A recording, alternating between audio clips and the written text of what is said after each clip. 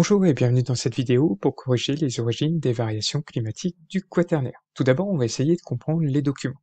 Donc, comme dans une précédente vidéo, je vous ai représenté ici les différents paramètres orbitaux. Donc, c'est les théories astronomiques de Milankovitch. Donc, comme vous pouvez voir, il y a l'excentricité, l'obliquité, la précession. Donc, je reviens pas sur le schéma explicatif, mais par contre, il y a des conséquences sur le climat. Donc, beaucoup d'excentricité, ça entraîne une diminution de la distance la plus faible entre la Terre et le Soleil, du coup une augmentation de la distance maximale entre les deux astres à l'aphélie, et ce contraste entre été et hiver est fort. Du coup, gros contraste entre les périodes d'été et d'hiver. C'est l'inverse lorsque c'est faible, comme excentricité. Pardon. Ensuite, l'obliquité, donc ça je vous l'avais dit, donc quand c'est faible, le contraste entre été et hiver, forcément c'est peu marqué, hein, quasiment autant de jour que de nuit, et du coup une énergie solaire quasiment égale, et c'est l'inverse lorsque sa valeur est élevée. Pour la précession, donc ce que je vous dis, lorsque c'est faible, ici, comme là, c'est l'été dans l'hémisphère nord quand la Terre est dans la position la plus éloignée, ça va, le soleil, l'été est relativement frais, dans l'hémisphère nord, et c'est l'hiver dans l'hémisphère nord lorsque la Terre est dans sa position la plus proche du Soleil. Et du coup, l'hiver, il sera plus doux. Et ça entraîne un faible contraste entre été et hiver. D'accord? Donc c'est ce qui va faire un petit peu, plus ou moins, ces contrastes. Et lorsque sa valeur est forte, c'est l'été dans l'hémisphère nord, c'est ce que je vous dis, dans sa position la plus proche du Soleil, et ça va accentuer le contraste du coup, puisqu'il y aura plus de chaleur l'été et plus de fraîcheur l'hiver. Donc voilà en quoi ça peut avoir une incidence. Ce que vous dites après tout, on s'en fiche que l'été ou l'hiver soit là ou là, ça change pas grand-chose. Mais ça va changer si par exemple ici actuellement on est en été, lorsqu'on est le plus loin du soleil, forcément c'est moins contrasté. Si on était de l'autre côté, ce serait quand c'est comme ça, du coup, hein, ici en été, et ben du coup là ce serait beaucoup accentué, les étés seraient beaucoup plus chauds. Donc, vous voyez en quoi ça peut influencer du coup ça. Donc ces cycles, voilà un petit schéma hein, qui vous récapitule tous les combien de temps ça dure. Donc c'est ce que je vous dis, hein, paramètres de Milankovitch. Donc ce petit schéma ici, le but c'était de vous expliquer la température par rapport à l'insolation, la durée. Quand on regarde, ça se suit hein, globalement, à part ici où il y a un petit accident, mais sinon on constate que les cycles, la température suit l'insolation. D'accord? Donc faites attention, c'est pris à 65 degrés ici de latitude nord. Donc du coup, ça peut avoir des conséquences. Vous voyez, plus il y a de soleil entre guillemets, plus il fait chaud, moins il y a de soleil, moins il fait chaud. Ça paraît logique. Mais ça va jouer du coup sur l'endroit où il va y avoir de la glace. Elle va fondre plus ou moins haut en latitude. Donc forcément, la Terre va être plus ou moins recouverte de glace. Donc, voilà en quoi ça peut jouer sur la glaciation.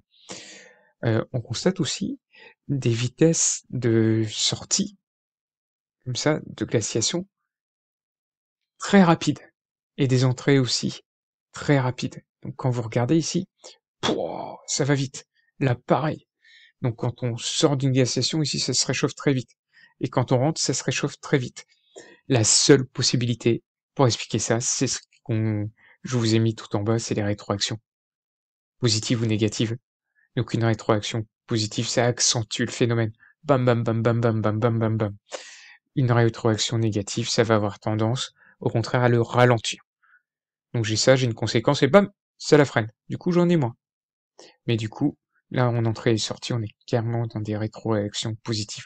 Un emballement. Donc soit un emballement vers le plus en plus froid, soit un emballement vers le plus en plus chaud. Plus en plus chaud, ici. D'accord? Donc dans ce qu'on voit.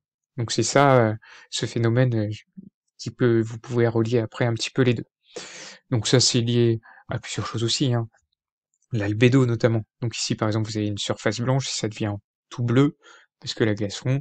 C'est clair que le blanc, on avait vu qu'il y avait une albédo qui était beaucoup plus forte. Par exemple, si vous prenez la neige, hein, ici, on est de l'ordre de 90, ça renvoie beaucoup la lumière, il fait beaucoup plus froid.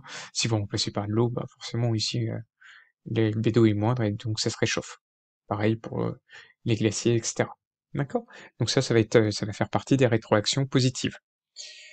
Un autre rôle important aussi, c'est les gaz à effet de serre, forcément, dans la chaleur. Et ben, plus il fait chaud, ici, et moins c'est dissous. Donc ici, température élevée, bam, CO2 pas dissous. À l'inverse, plus il fait froid, plus le CO2 se dissout dans les océans. Donc du coup, cette expérience, tout ça pour montrer que ben forcément, si il fait plus chaud et que je peux pas absorber dans les océans le CO2, ben il reste dans l'atmosphère. Et s'il reste dans l'atmosphère, ça se réchauffe. Encore une rétroaction positive. Ah, et du coup, c'est ces petites boucles-là qu'il faut expliquer.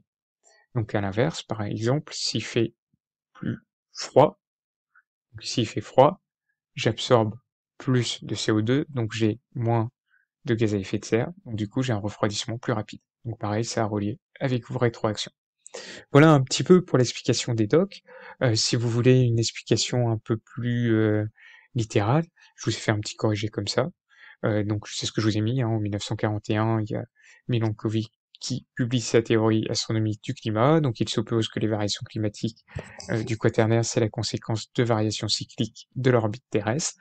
Donc je vous mets, hein, en effet, il constate, voilà, je redécris les docs, hein, l'excentricité de l'orbite, elle passe cycliquement d'une forme circulaire à une forme elliptique avec une période de 100 000 ans, donc c'est des choses qu'on a pu mesurer. L'angle de l'axe de rotation de la Terre par rapport au point d'écliptique, il varie aussi. Ça oscille entre 22,1 et 24,5. Donc je vous remets pas, mais tout ça c'est les paramètres que vous avez. Ici, tout en haut, les variations. Et là, je me sers de ces deux documents-là. C'était indiqué, je les invente pas, les valeurs. Donc c'est pour que vous puissiez revoir.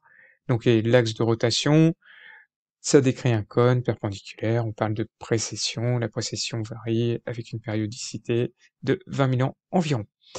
Donc, tous ces paramètres, ça influence la quantité d'énergie reçue par la Terre, donc là c'est ce que je vois, ça va, et du coup ce que je sais, et du coup ici l'influence de l'électricité, ça entraîne de forts contrastes entre l'été et l'hiver, et c'est l'inverse de l'autre côté. Donc ça c'est ce que vous en déduisez, ok. Du coup, on va avoir ces trois paramètres sur les températures terrestres. Donc, ils ont calculé la puissance solaire reçue à 65 degrés de latitude, des variations cycliques de ces paramètres, et c'est la latitude où ça se forme. Donc, ça, c'est ce qu'on peut voir, hein, et c'est calculé. Donc, on constate ici que ça modifie cycliquement l'insolation à 65 degrés nord. Donc, il y a une corrélation entre les variations cycliques de l'insolation et ici les variations cycliques des paléotempératures mesurées. Donc ça, pareil, hein, je décris un petit peu les documents, je justifie avec des valeurs, des exemples qu'on met, vous verrez, hein, dans le corrigé, et du coup, on peut voir qu'il y a des cycles glaciaires interglaciaires avec des cycles courts de plus ou moins grande amplitude, que ces cycles, ça permet d'établir la même corrélation entre l'insolation et la température, c'est ce que je vous décrivais avant. Donc ici, orbitaux, pardon, j'ai oublié un B, je vais le mettre en minuscule, ce sera mieux. Voilà. Donc ça entraîne des variations d'insolation, okay, qui expliquent l'alternance des périodes glaciaires et interglaciaires au quaternaire. Donc l'étude isotopique des glaces, ça permet de reconstituer ça.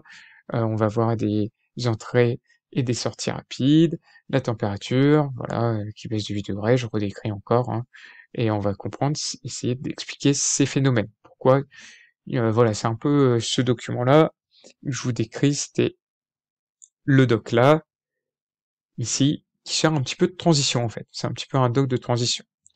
Là, j'ai plus décrit pour le corriger doc par doc. Il faudrait remettre des petites phrases de transition pour que ce soit un petit peu plus fluide au niveau de la rédaction. Je les ai pas mises, mais le but c'était vraiment, dans un premier temps, je voulais que vous compreniez bien les docs. Et surtout la justification, avec des valeurs chiffrées, des choses qu'on tire et tout ça. C'est ce qui vous manque un petit peu parfois dans vos copies. Donc je vous ai mis, hein, voilà, la corrélation entre la teneur de buteur, là c'est pour la dissolution, etc. Pareil. Et du coup, ça vous permet d'expliquer vos rétroactions, les rétroactions négatives. Donc quand on diminue la solubilité du CO2 dans l'océan, ça va amplifier la diminution de la température. Donc la température, une rétroaction négative, moins. Donc la température ici, diminue, la solubilité du CO2 dans l'océan, elle augmente. Donc forcément, si j'ai plus de CO2 dans l'océan, la teneur en CO2, elle diminue, et l'effet de serre, il diminue. Et du coup, je rebaisse la température, et ainsi de suite. J'ai un espèce d'emballement comme ça, de température de plus en plus négative. D'accord? Donc une rétroaction négative.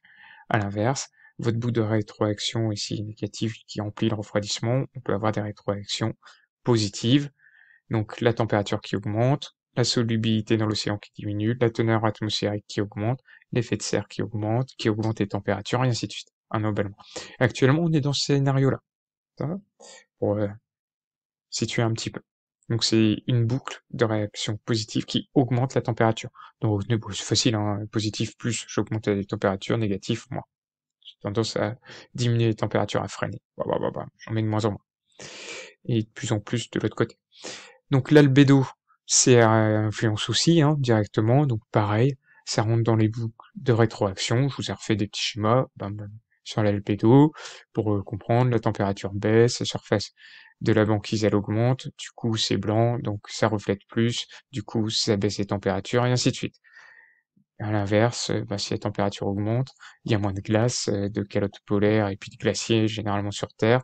Du coup, l'albédo général elle a tendance à diminuer, par rapport au blanc ça reflète moins forcément, donc ça augmente encore plus les températures, et ainsi de suite. Et du coup, de tout ça, on peut en tirer qu'il y a des variations cycliques des paramètres orbitaux, j'ai du mal avec ça décidément, donc de la Terre, qui entraînent des variations d'insolation et qui expliquent l'alternance des périodes glaciaires, interglaciaires. On peut constater des entrées aussi et des sorties de glaciation très rapides. Il y a du coup des rétroactions, soit négatives, soit positives, quand ça augmente ou diminue la température. Et voilà, donc c'est ce que je vous dis, un petit peu, je vous décris, vous lirez, vous verrez. Je récapitule ce qu'on a dit au-dessus, en gros, sous forme de conclusion. Voilà, merci pour pour votre attention. N'hésitez pas à me passer, parce qu'il y a des petits moments où je me trouve un petit peu lent. Voilà.